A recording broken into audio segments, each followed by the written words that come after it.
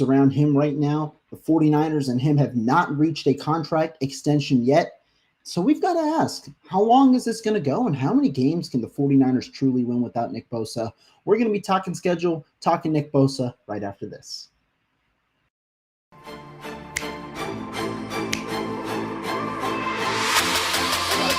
Let's go get him. Let's go get him today, man. Let's go. Hey, dominate on 3. 1, 2, 3, dominate.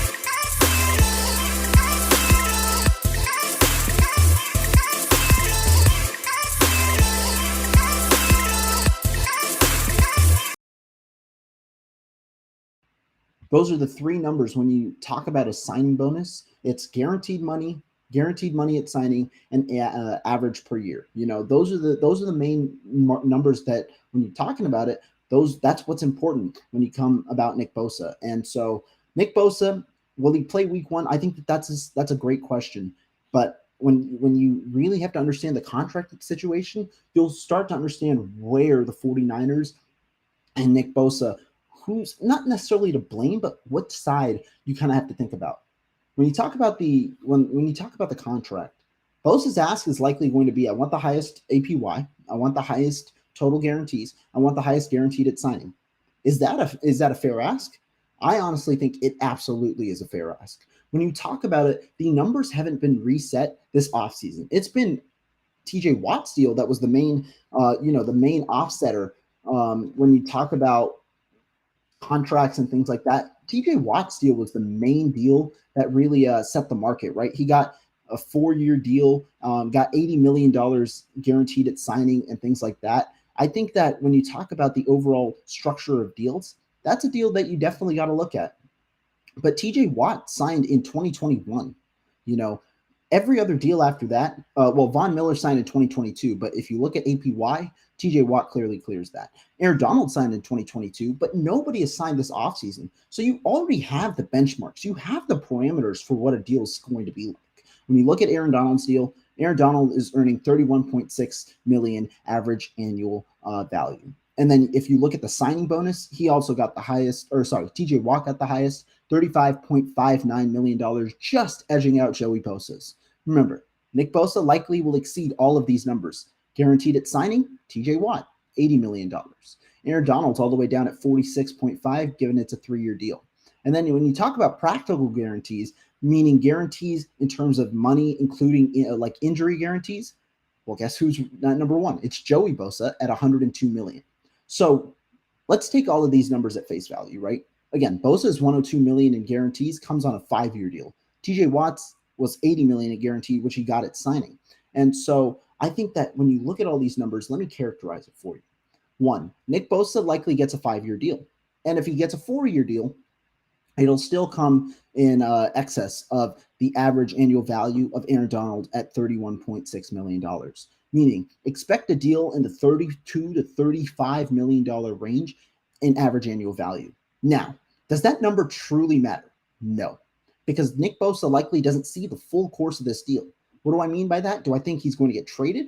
No, but that's a possibility. More so, you expect an extension, you expect a restructure, or you expect a trade. You don't see Nick Bosa likely going through all 5 years of this contract with the way it's going to be structured. Why? Because at the end years of Nick Bosa's contract, he's going to be getting paid much lower than what his cap percentage is in the early portions of the contract, especially as the cap hits start going up. Why? Because the cap consistently is going up and up and up. That's why the 49ers, you can budget for that by backloading the deal, understanding that, that part of the contract might not be seen. It might be a new contract. And so that's why the average annual value doesn't truly matter as much. But what really matters, the guaranteed money at signing. TJ Watt got $80 million guaranteed at signing on a 4-year deal. If Nick Bosa gets a 4-year deal, expect a number in the at least $85 million range. And I think $85 million is a fairly reasonable ask. That's essentially 3 fully guaranteed years for Nick Bosa. I think that with the way that he's played with the Defensive Player of the Year type of year back in 2022, I think you deserve 3 fully guaranteed years. And if the 49ers don't pay it, there's going to be a team that does. Then when you go to fully guarantees, it's right now at Joey Bosa with $102 million. That deal was in 2020. I think you're going to see more than 102. And this is probably where the biggest, discrepancy is, given that Nick Bosa does have an injury history with a torn ACL, but has also played very well outside of that. I think this number might be in the $115 million range, a significant increase from the $102 million at the moment. But that's where I think Nick Bosa wants the biggest increase in money. Again, let me say this. All of this is reasonable. All of these asks are reasonable, which is why right now the domino falls on the 49ers. With a guy like Nick Bosa, not only in terms of what value he provides you on the football field, but more so the way that that family negotiates contracts, there is no lowballing. There is no meeting in the middle. You've got to be able to meet the demands, or at least meet the numbers in a way that match the percent increase that in accordance to what the market currently is. And those are the numbers I just outlined, around 85 million in terms of, guaranteed at signing, at least 120 million in terms of total guarantees, and then about 32 to 35 million dollars per year on that Nick Bosa deal, which could be a 5-year deal or a 4-year deal. Both could be in play here. So a lot of numbers there. But in my opinion, I think the 49ers right now are the ones that are lacking to get this done. And that's why we've got to place them right now under concern. There is not a sense of urgency right now in the building because it's already Tuesday night. If Nick Bosa doesn't get this deal done before tomorrow, there's a very low likelihood that he doesn't play. And right now, the trend is he's not going to get this deal done before tomorrow, which is concerning because in a year or in the NFL where one game could be the discrepancy between the first seed and the second seed, or the first seed and the third seed, essentially getting a bye in the first round of the NFL playoffs. That's huge. And one game could also be, the discrepancy between the division and becoming second place, where you lose out on a home game. There are so many different factors that go into it. And the 49ers need to treat every game as a serious game in 2023. And that's where we lead to, will Nick Bosa play in week 1? Right now, my answer is no. I don't think Nick Bosa will play in week 1, and I don't think that that's going to be a good sign for the 49ers. I think every single week that Nick Bosa misses only adds to the already heightened leverage that Nick Bosa has. That's something that you've got to understand as well, and that the 49ers are going to have to play to Bosa's demands at some point, but it's also not like it's going to be exorbitant demands. They're expected demands given where the market currently is and when the last market increase was, which wasn't this offseason. It was last offseason when the cap was lower than what it is this offseason. You've got to, it's thinking in that kind of accordance rather than just thinking in pure numbers and pure analytics and things like that. But on Nick Bosa, I think right now the 49ers need to have more urgency. They've got to be figuring out a way to get this done, and that's the disappointment that fans are feeling. I don't think the disappointment should be placed towards Bosa's camp. Instead, it's got to be on the 49ers' onus to understand that while you do want to protect your long-term security in a deal for sure, especially one of this magnitude, you also have to protect what you currently have with this group, and that is the importance of winning a Super Bowl, and you only have at least a chance to do that once Nick Bosa is on the field. Because without him, who is it? It's Cleveland Farrell and it's Drake Jackson. There's a significant drop off there when you talk about the 49ers and their schedule. Do I think they can win games without Nick Bosa? Yes. I think when you look at the first 4 weeks of the schedule for the 49ers, you can create an argument that all 4 games are winnable. And you talk about Pittsburgh.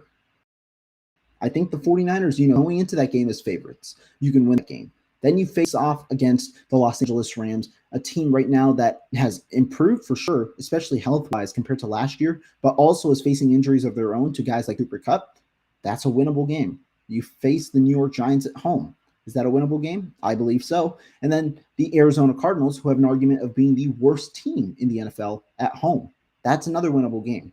So if the 49, you could technically get through the early slate of, the early slate of games without Nick Bosa and still be fine. But if you drop one of those games, there's a heightened amount of pressure on you for the remainder of the season. And also, you're going to be looking in hindsight as to why the 49ers didn't get a deal done earlier.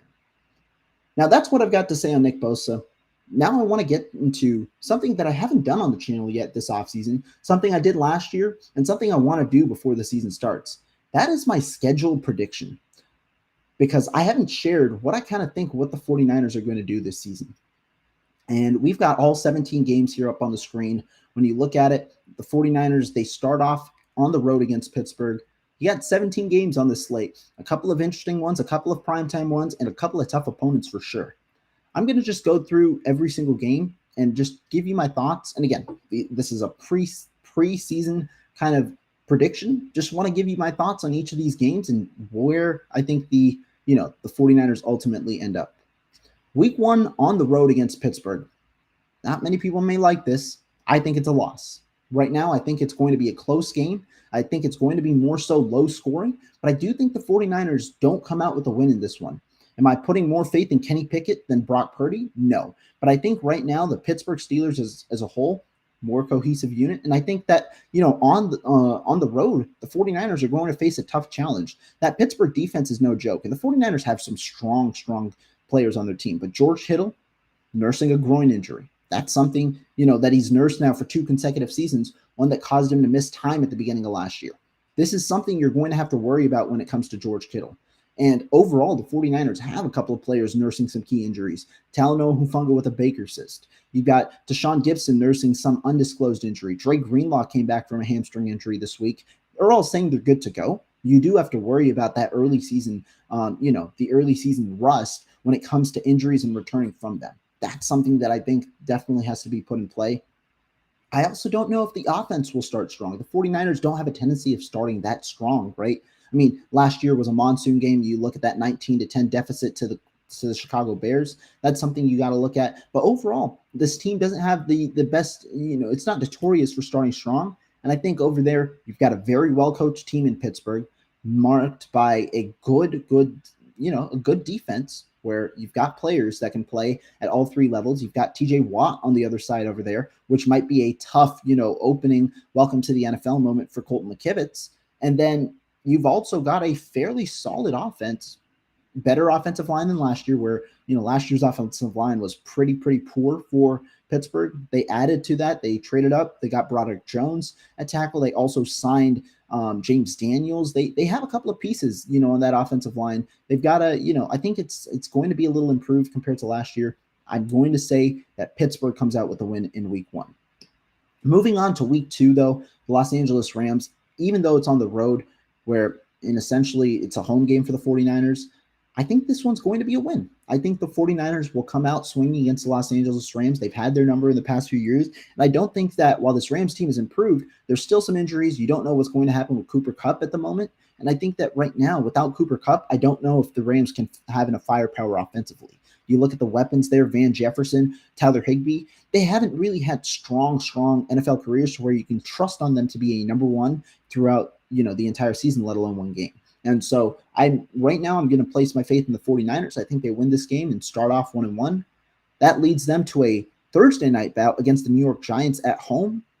New York Giants are not a bad team. They made the playoffs last year. I do think that they're going to pull out a win here. I do think that they start the season 2-0, a nice start on primetime as well. Haven't always had the best start on primetime, but the 49ers, I think that they're going to be able to pull this one out. The Giants, solid team, but I do think the 49ers have them well covered, especially if Nick Bosa returns. I think that that's a huge key, especially if Nick Bosa returns, because you're going to have, a strong battle there between Andrew Thomas and Nick Bosa on the offensive line or defensive line. But the Giants, not as big of a fan in their entirety of the offensive line. Saquon Barkley's there, of course, but the weapons there aren't as strong. You've got Darren Waller. The 49ers, though, have done a good job of limiting tight ends overall. And then defensively for the Giants, I do think that it's a good matchup for the 49ers as well.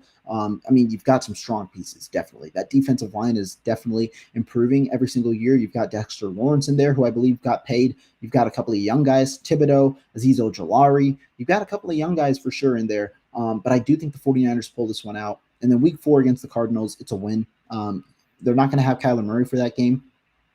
And I think that the 49ers can get through comfortably. So heading into their toughest battle up to date, which is week 5 against the Dallas Cowboys, Sunday Night Football at home. They're going 3-1, according to me. I think, though, that they lose here to Dallas. This is a good point that the 49ers aren't good on primetime.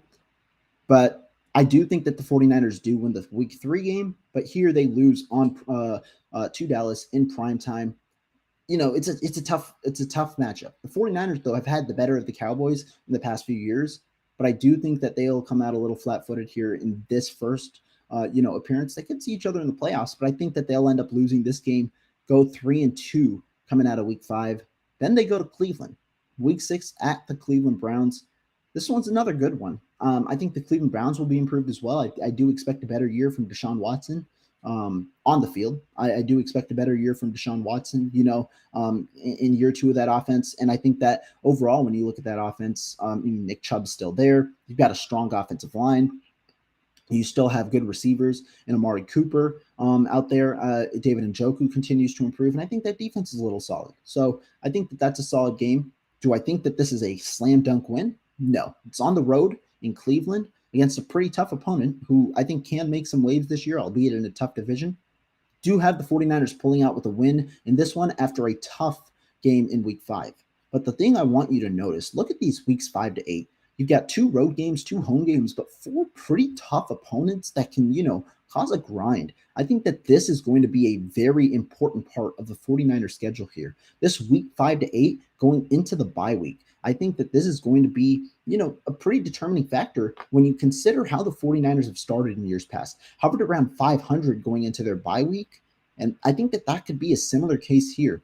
I have them winning against the Cleveland Browns, have them winning against the Minnesota Vikings as well, even though it's on the road, a Monday night game there. But on a short week at home against the Cincinnati Bengals, I think they'll lose going into the bye week. So I have them at 5-3 going into the bye week. You talk about Minnesota.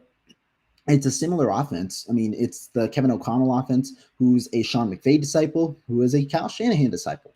I think it's a similar offense.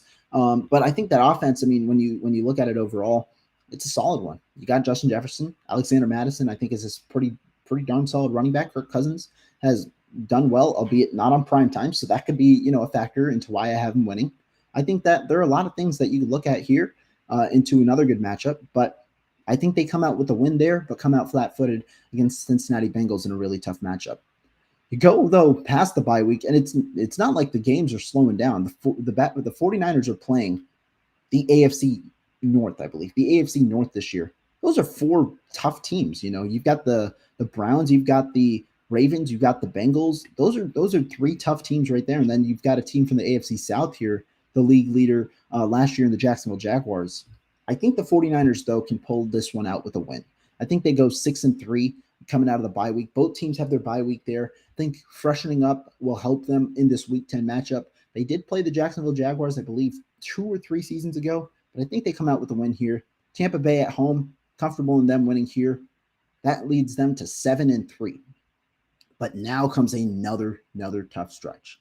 You've got Seattle, you got Philadelphia, and then Seattle again. And I think that this one could be, a tough one, not only for the division, but also for the NFC overall. Because the Philadelphia Eagles likely are the other team in the contending race for the number 1 seed for the 49ers, at least the top 2 seeds. It projected right now are the Eagles and the 49ers. That Week 13 matchup could ultimately indicate who goes and becomes the number 1 seed in the NFC. Starting off, though, with Week 12, a road game on Thanksgiving. I think the 49ers lose. I think they're going to split with the Seattle Seahawks this year after sweeping them for the first time last year. I think they're going to split. I like Seattle this year. I think they're a better team than last year, and last year they made the playoffs as a wild card team. Their offensive line should improve. They're young guys. I think they should improve. You got Charles Cross, Abraham Lucas there at the tackle positions. You've added another piece and 2 other pieces in Zach Charbonnet and as well as Jackson Smith and Jigba. You got 2 more pieces to an offense that really didn't lose too many pieces. You retain Geno. You got a good offensive core there. Defensively, you added from the Broncos, the defensive end, forgetting the name off the top of my head. I apologize. Got a big deal. Draymond Jones. There we go. 3-year, $50 million deal this offseason. Pretty solid deal for Draymond Jones. You add him. I'm not necessarily the biggest fan altogether, but I think he's still a very solid player. That's another piece. You added Bobby Wagner. You got Tariq Woolen still in there. You're going to have a healthy Jamal Adams and Quandre Diggs. I think this team is definitely going to improve this year. Maybe not on the record-wise, but on paper for sure. And that's why I think they'll split this year. Week 13, though, against the Philadelphia Eagles, I'm running back my prediction from last year. I don't think the 49ers win. And that's unfortunate to say, but I don't think the 49ers right now will win against the Philadelphia Eagles, even if it comes down to a matchup later on, especially, though, in the link. I think that's the tough environment when you talk about it. They played in that environment last year. You're going to have Brock Purdy, at least hopefully going to have Brock Purdy, barring any injury, in week 13, but I don't see him pulling it out. That leaves me at 7-5 heading out of week 13. You've got the Seattle Seahawks again. Like I said, I think they'll split. I think they take the one at home, lose the one on a short week on the road. So you got Seattle in week 14. I do think they'll pull that one out. I do think they'll pull the week 15 out against the Arizona Cardinals, sweep them this year. And that, I think, keeps them right now at 4-1 in the division heading into the last 3 games. I have them at 8-5 now, going into the last 3 games. Beat the Arizona Cardinals, or sorry, it might be 9-5. 9-5 going into the last 3 games. You beat the Arizona Cardinals there. Baltimore Ravens. This is a Monday night game on Christmas at home, but I unfortunately had the 49ers losing. And it's tough because some of these games that the 49ers are facing, they're great opponents, but they're coming to Levi's Stadium. And so you might see them win, pull out one or two of those. At the moment, though, have them losing to the Baltimore Ravens, dropping them to 9-6 on the season. You travel to Washington. You face the Commanders. Sneaky team this year. I think this could be a trap game. It's a sneaky team this year. I have them winning, though. I do think that they'll be able to pull this one out. With the urgency kind of coming along at the end of the season, the 49ers are a great second-half team.